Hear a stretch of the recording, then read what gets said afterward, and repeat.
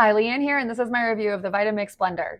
This is an 8-cup blender, and you have a silicone lid that just pops right off. This is how it latches here. It has that snap on each side. This is dishwasher proof, as is the actual blender. You have a high-low toggle switch option here, and then a simple on and off switch.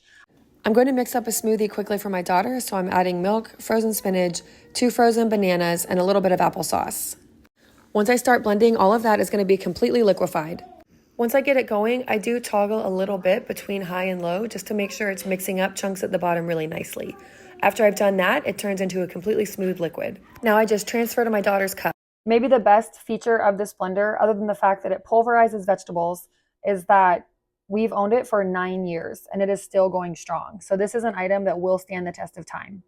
I'm a busy mom, so for someone like me, this is a great way for me to sneak vegetables and fruits into my kids' diet that they might not otherwise eat. This is an item that I've used for years and I definitely recommend it.